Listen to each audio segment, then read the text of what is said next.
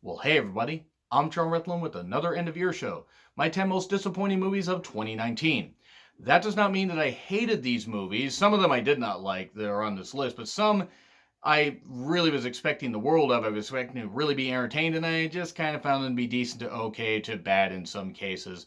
And I have reviewed these movies in full on the channel, so no, these aren't going to be full reviews. I'll go into a few details as to why, and I would love to hear your thoughts in the comments, especially from some of the movie buffs that watch my content. And thank you guys so much. I really do appreciate the support, not just in the last few weeks, last few months, but the entirety of 2019. Original subscriber, new subscriber. Just thank you guys so much. It really does mean a lot. But now let's get on with the list. At number 10, Pet Sematary.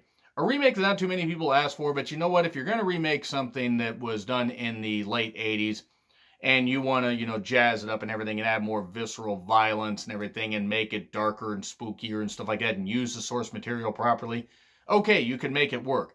The problem is it really didn't make it work. Yeah, Jason Clarke, again, with, being a bit of having a few issues and everything, being a bit of a drunk and having some family issues and stuff like that. This is the third movie I've seen him in. Winchester, this one, and most recently Serenity, where he has not really played the best guy, but you had a pretty good cast in here, and the potential was there, but it just didn't end up being all that good. It had a couple moments that weren't bad, but overall, this movie just ended up being totally disappointing because it wasn't scary. I mean, it wasn't scary at all.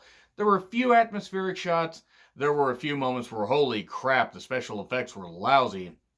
But it just wasn't very good overall. And that's why I was pretty disappointed by it. We get to number 9, Annabelle Comes Home. Now, I gave this a fairly positive review initially. I do recognize it is probably the weakest of the Annabelle movies. It's actually just barely above the 2014 Annabelle movie. It is definitely no Annabelle creation. Wearing the shirt right here, so of course I had to represent Annabelle. Actually, it's one of my favorite horror movies of, I'd say, the last 20 years, Annabelle creation, at least my personal opinion. Check out my 20 favorite horror movies of the last decade list, either up here or in the playlist at the end of the video. So with this though, it was centralized just in a house, basically. It was centralized in the Warrens' household, and it was a bunch of girls making stupid decisions and everything and releasing ghosts and all weird spoopy stuff. And they relied too much on the jump scare stuff, and even though they tried to kind of make it atmospheric in the house, outside of Ed and Lorraine Warren driving back, from getting the Annabelle doll and being around the cemetery and everything, it took place either outside the Warrens' house or just inside the house. And really, if the movie cost more than $10 million, that'd be absolutely amazing. It did feel cheap. There were a lot of pointless jump scare noises and stuff like that. It wasn't bad. It just wasn't something that I particularly loved. And that's kind of what really disappointed me with it. Not the most disappointing movie from the Conjuring universe. That comes up later, or at least one released this year. Number 8, Serenity. One of the most recent movies that I reviewed as part of a 4-movie review. Didn't like it. The twist was stupid. Really, really stupid. If you don't know what the twist is, I'm just going to say spoilers. The twist is as a fucking video game, which really took me out of it. It just wasn't very good at all. And the cast, you got Anne Hathaway, you got Jason Clarke, you got Matthew McConaughey, you got Diane Lane, you got Jaimin Hanzo, or however you say it. I'm sorry if I screwed up his name, because I really respect the actor. But you have those 5 in there, and the movie ends up being incredibly boring, aggressively boring, and then the twist just pretty much finished the whole damn thing off. So we can get to number 7, Child's Play. I don't know who was clamoring for a remake of Child's Play, and what really threw it off for me was Chucky.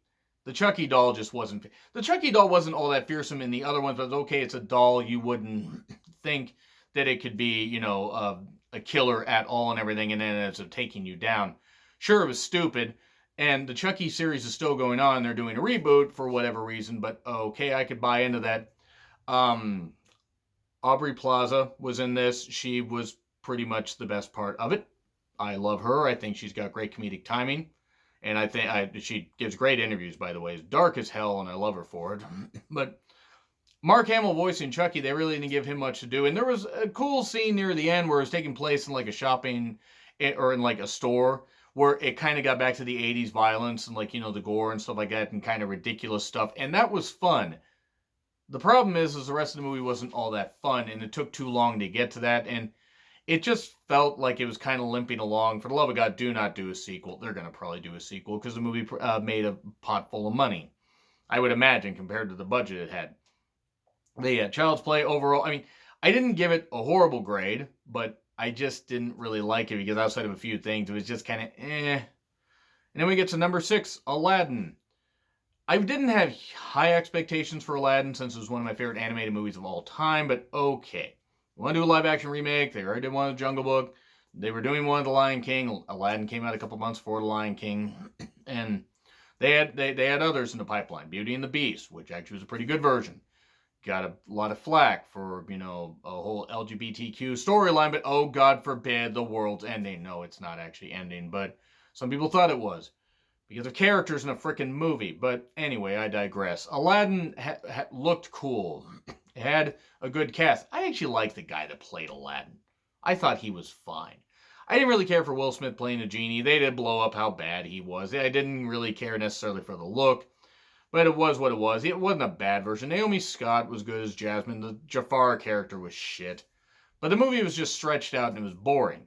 And any new songs they had, it just didn't really feel all that good. It looked great, but it was soulless. Number 5, Ad Astra. I gave Ad Astra some pretty high marks, mainly for visuals and for some performances.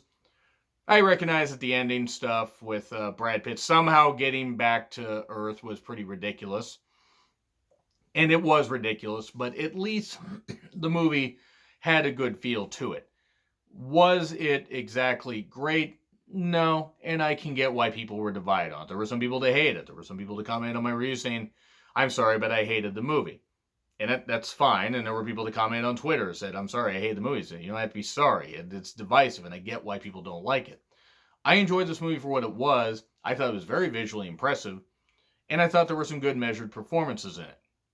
Not the best movie. I will certainly agree there. And I'm putting disappointed because I wanted to rank this up towards 2001 territory. I wanted this to be what Interstellar tried to be. Now, it was better than Interstellar, do not get me wrong. And Ad Astra is a good movie, but it just felt like some of it was poorly paced and that they didn't quite know where to go with it. And then you had the weird space chimps part, which was kind of cool, but then just kind of came out of left field because it's like everything was kind of this somber tone, and then they suddenly throw, killer space chimps in it.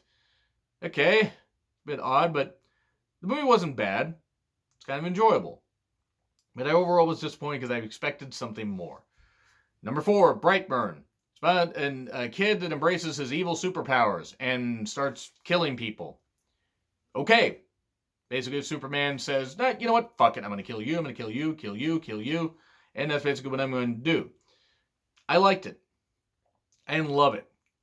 It had its moments where it embraced the material and had fun with it. And it had other times where it just didn't have as much fun as it should have. Seemed to hint that we were going to get a sequel, which is what they should have done with Chronicle. That was a found footage superhero movie, by the way, which was quite fun. But Brightburn, it could have been great, and it had its moments where it embraced that, and then it had moments where it's like, not all that good. And that was disappointing. Not bad. Do not get me wrong. There were some good violent parts in this. There were some good stuff. I thought the kid did a good job, as the evil superhero or anti-hero. I thought he was fine. I thought the performances were okay, except with the parents being stupid, like the mother, like, hey, I'm going to love my son. I'm going to, defend him. But, oh, wait, he's not our son, and he's a killer probably, but I'm going to keep defending him. That was a bit dumb. But there were some good points. There were some good points to it. Number 3, Star Wars Episode 9. The most recent film that I reviewed on the channel. I liked parts of it. It was fun in parts. It was also soulless and hollow. I'm not going to get into too much on this, but I know there are some people who disagree with me. That's fine. Totally fine. I know there's some people who like this movie, and that's great. I didn't mind it, but I didn't like it. I wanted to like it more than I did. And don't get me wrong, the cast is good. Adam Driver, Daisy Ridley.